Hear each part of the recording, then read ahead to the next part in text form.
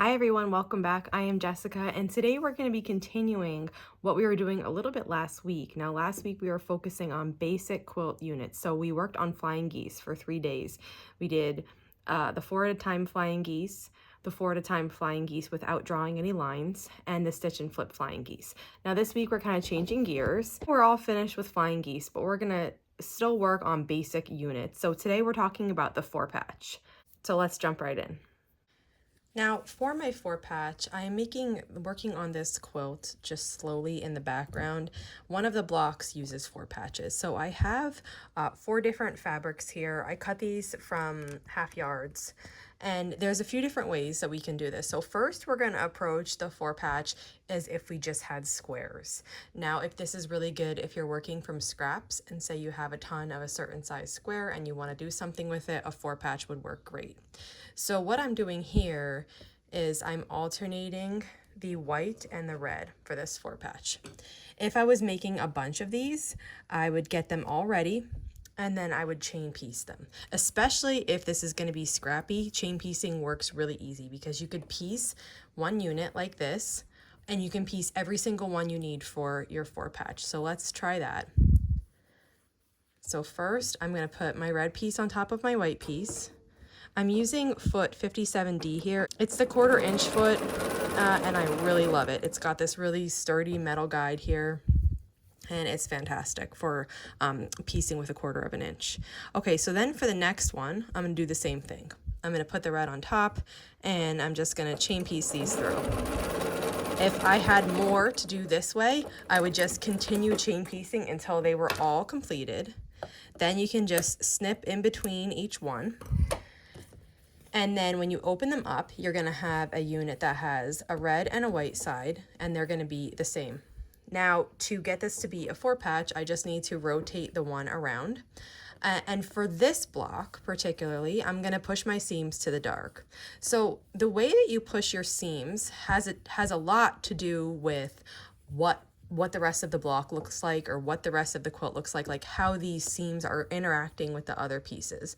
In the quilt I'm making this, it doesn't really matter which way the seams on the outside, like around it, go because I'm not going to be nesting with a block next to it. It's a different block and it doesn't nest at all with this. So for that block, I'm going to push my seam to the dark. So I have my red seam here and my white coming this way toward me. And that means for the one on top, I'm going to push it away from me and they're both going toward the red block. So I just line everything up.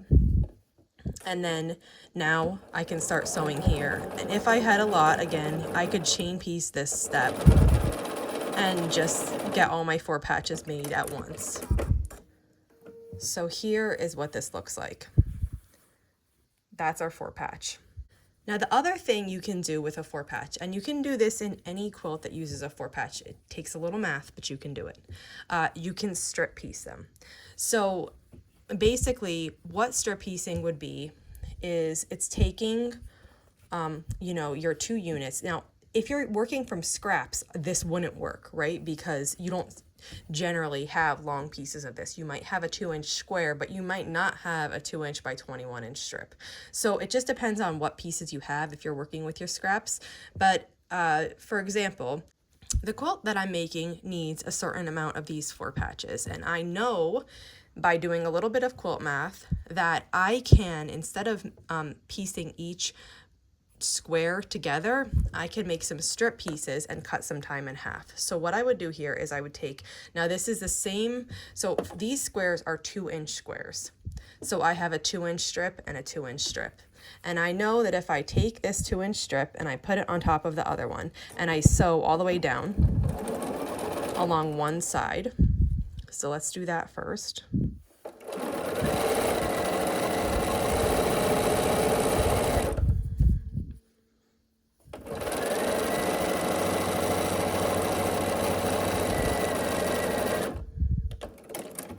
Now I know that if I take this over to my cutting mat and I cut these units at 2-inch increments, it's going to be exactly the piece that we made with 2 squares. So let's do that.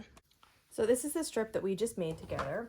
Now you can choose to press it and cut it when they're pressed, or you can choose to keep it folded in half like this and not press.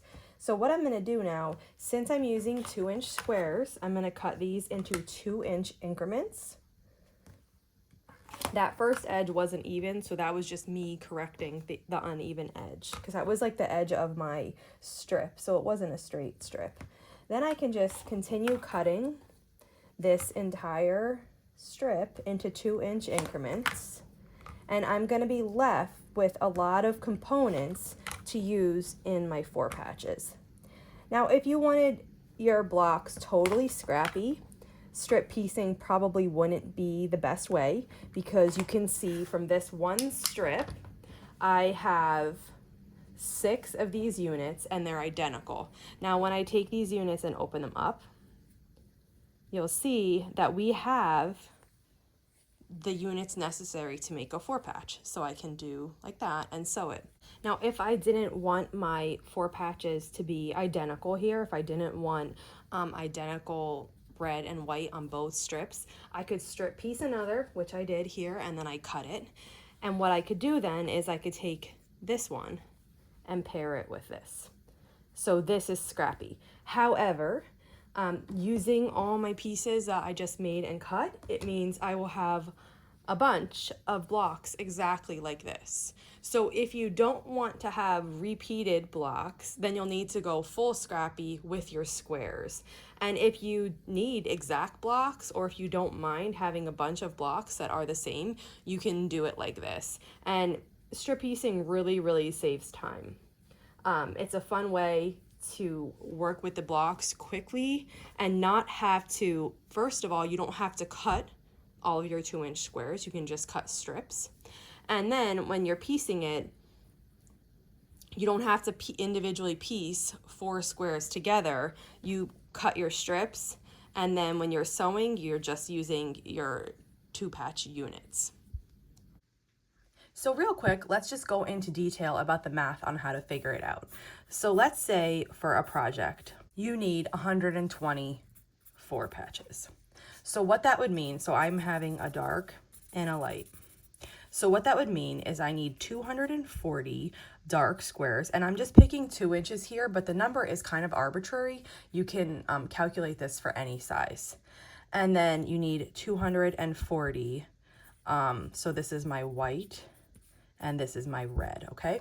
So the way to figure out if my pattern is written for squares, how I can strip piece, is I take what I have. So I'm cutting my pattern from fat quarters.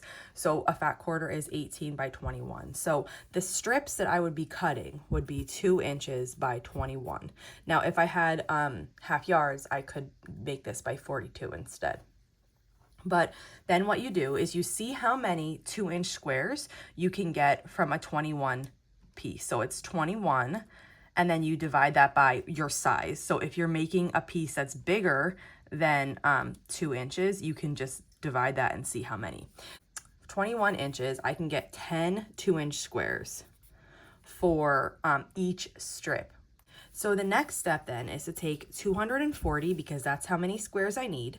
I get 10 per strip, I divide it by 10, and that gives me 24. So I need 24 2 by 21 inch strips of red, and also 24 2 by 21 inch strips of white. And then I can have enough to make my 4 patches. So if I take these strips, but all 24 of each color, and I strip piece them together, 1 red and 1 white, then I'm going to be able to make 10 cuts per strip, and then I will have my 10 cuts. So instead of piecing all of the squares individually, we're piecing like a top half and a bottom half, a top half and a bottom. Or you could say these are all tops and you'll pair them with another strip of bottoms. So that's a really quick basic lesson on what a 4 patch is and how you piece it. If you have any questions on making this, just let me know in the comments. Thanks for following along.